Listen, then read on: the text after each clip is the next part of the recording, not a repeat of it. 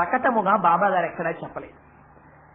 ఆయన వచ్చారు, 16 సంవత్సరముల వయస్సులో వచ్చారని కొందరన్నారు, ఇంకొక వయస్సులో వచ్చారని కొందరన్నారు.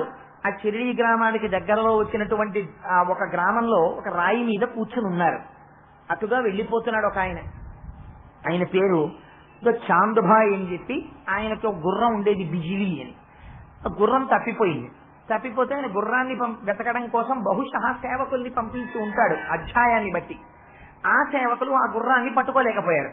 అందుకని స్వయంగా తానే గుర్రాన్ని వెతుక్కోవడం కోసమని ఆ చాందుభాయ్ అన్న ఆయన బయలుదేరాడు. వెతుక్కుంటున్నాడు. ఈయన ఒక రాయి మీద కూర్చుని ఉన్నారు. వెతుక్కుంటున్నవాడు దేన్ని వెతుక్కుంటున్నాడో ఈయన తెలుసుకున్నారు. ఎలా తెలుసుకుంటారు? మీకు ఇందాకనే చెప్పాను. అందరిలో ఉన్నటువంటి ఆత్మ ఒక్కటే.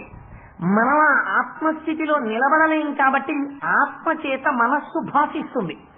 ఇప్పుడు ఈ కరెంటు పోయింది అనుకోండి, గాఢాంధకారం, నేను కనపడలేదు, చీకటిగా ఉంది. ఈ టార్చ్ లైట్ ఆన్ చేశారనుకోండి, దీని వెలుతురు నా మీద పడింది అనుకోండి, నేను కనపడతాను.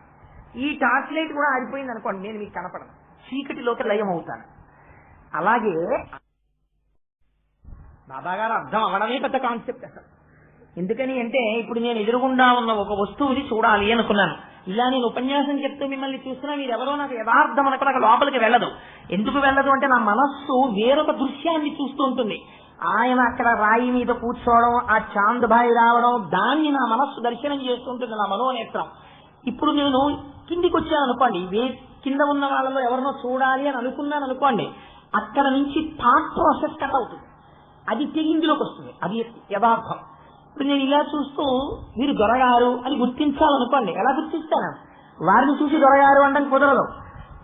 నా కంటి నుంచి బయలుదేరినటువంటి కాంతి కిరణము దొరగారి మీద పడి పరావర్తనము చెంది ఆ కాంతి కిరణము మళ్లీ వచ్చి నా కంటి మీద పడితే, నా కంటి వెనకాతల ఉన్నటువంటి రెటీనా అనబడేటటువంటి తెర మీద దొరగారి యొక్క మూర్తిని కెమెరా పట్టుకున్నట్టు పట్టుకుంటే, దాని వెనకాతల మనస్సు ఉండి ఆ చిత్రాన్ని చూసి ఈయన దొరగారని తెలుసుకుని ఆ విషయాన్ని నా బుద్ధికి అందజేస్తుంది.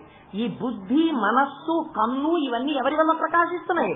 కనపడని ఆత్మ చేత ప్రకాశిస్తున్నాయి.